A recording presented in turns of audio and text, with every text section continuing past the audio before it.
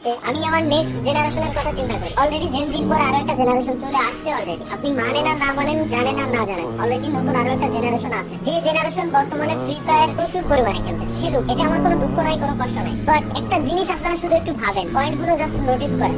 এই নতুন জেনারেশন গেমের ভিতরে আসতেছে, ই স্পোর্টস তারা খেলবে, একজন ই স্পোর্টস এর প্লেয়ার হবে, তারা দেশের নাম উজ্জ্বল করার জন্য বাইরের কান্ট্রিতে তারা যাবে। এই আশা নিয়ে তারা যখন গেমের ভিতরে ঢুকতেছে, এরিনা তো এইভাবেই গেমটাকে বর্তমানে প্রমোট করতেছে, তাই না, যে স্পোর্টস এর দিক দিয়ে। তো এই আশা নিয়ে একজন প্লেয়ার যখন গেমের ভিতরে আসবে, নতুন একজন প্লেয়ার গেম খেলা শুরু করবে, তখন তার পাশাপাশি তার যে অপোনেন্ট থাকবে, যে এনিমিগুলো থাকবে, এনিমিগুলো গেমের ভিতরে গান স্কিন পারচেজ করছে, গান স্কিনের এক্সট্রা অ্যাবিলিটি আছে, গাড়ির এক্সট্রা অ্যাবিলিটি আছে, প্রত্যেকটা জিনিসের এক্সট্রা অ্যাবিলিটি আছে। ওই অ্যাবিলিটি ইউজ করে যখন ওই প্লেয়ারটাকে মারবে, তখন ওই প্লেয়ারের মাথায় সেই জিনিসটা কাজ করবে, কারণ তারা ছোট, যারা নতুন জেনারেশন আসছে তারা ছোট, তাদের মাথায় একটা থটই আসবে যে তাইলে আমিও গান স্কিন কিনবো, নাহলে আমি তো ওরে মারতে পারতেছি না। এতে করে জোর করে তাকে গান স্কিন কেনানো হয়, জোর করে তাকে টপ আপ করানো হয়, সে স্বেচ্ছায় করতেছে না, জোর করে তাকে করানো হয়। এটা আপনাকে মানতেই হবে, 100% আমি বলবো আপনাকে মানতেই হবে যে এমনটা হচ্ছে, দিনকে দিন হইতেই আছে, পে টু উইন গেম হয়ে যাচ্ছে টোটালি। তো এই ব্যাপারে আপনি যদি এখনই পদক্ষেপ না নেন, আপনি যদি এখনই স্টেপ না নেন, আপনার ভবিষ্যৎ প্রজন্ম টোটালি ধ্বংস হয়ে যাবে। এবং আমি আরো একটা কথা বলে দিই, আমি জানি আমার এই কথাগুলো বলার পরে, এই ভিডিওটা পাবলিশ করার পর গেরিনা হয়তো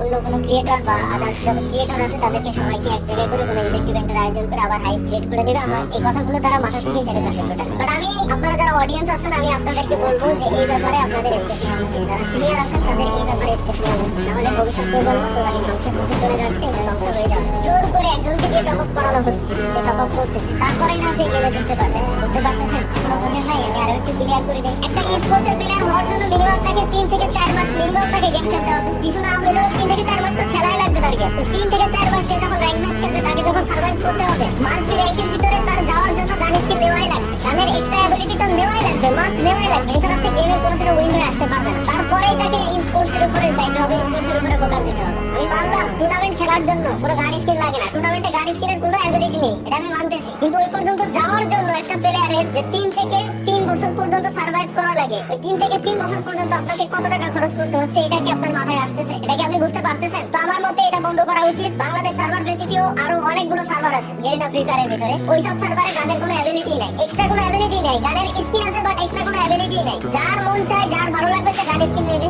যার মন চায়, যার ভালো লাগবে সে গাড়ির স্কিন নেবে, কারের স্কিন নেবে, বাইকের স্কিন নেবে, কোনো সমস্যা নেই। কিন্তু একজনকে দিয়ে জোর করে কিনায় পে টু উইন বানানোর কোনো মানে হয় না বলে আমি মনে করি। তো দিন শেষে আমাদের সকলেরই আসলে এই ব্যাপারে স্টেপ নেওয়া উচিত, তাহলে ভবিষ্যৎ যে প্রজন্ম আসতেছে ওরা ধ্বংসের মুখে ধ্বংস হয়ে যাবে বলে আমি মনে করি। এটা ছিল হচ্ছে আমার দ্বিতীয় পয়েন্ট। আশা করি আপনারা যথেষ্ট বুদ্ধিমান, যথেষ্ট পরিমাণে ভালো বোঝেন, আপনাদেরকে এত বোঝানোর কিছু নেই, আপনারা বুঝেই গেছেন যে আমি কি বলতে যাচ্ছি। এবং হ্যাকার প্ল্যান করার জন্য ভাই বেশি কিছু লাগে না। ফ্রি ফায়ার ব্যতীত যতগুলো মোবাইলের ব্যাটল রয়্যাল গেম আছে, প্রত্যেকটা ব্যাটল রয়্যাল গেম সিমুলেটরে খেলা যায়। ওই প্রত্যেকটা ব্যাটল রয়্যাল গেম সিমুলেটরে খেলার সময় আপনি একবার জাস্ট হ্যাক ইউজ করে দেখেন না, আপনি গেমেই ঢুকতে পারবেন না, গেম খেলা তো দূরে থাকে। আর গেমে যদি কোনোভাবে ঢুকেও যান, ইনস্ট্যান্ট ম্যাচের ভিতরে থাকা অবস্থায় আপনার আইডি ব্যান হয়ে যাবে সিমুলেটর সহকারে। তাহলে ফ্রি ফায়ার কেন করতেছেন? এই হ্যাকগুলো কারা আনতেছে, কারা সেল করতেছে? এই হ্যাকের যে সোর্স কোড বলে, সোর্স কোডগুলো আসতেছে কোথা থেকে? তো যাই হোক ভাই, যদি কোনোদিনও এগুলো ঠিক হয় তাহলে আমি হয়তো ব্যাক করতেও পারি, তাছাড়া আমি আর ফ্রি ফায়ারে থাকতেছি না।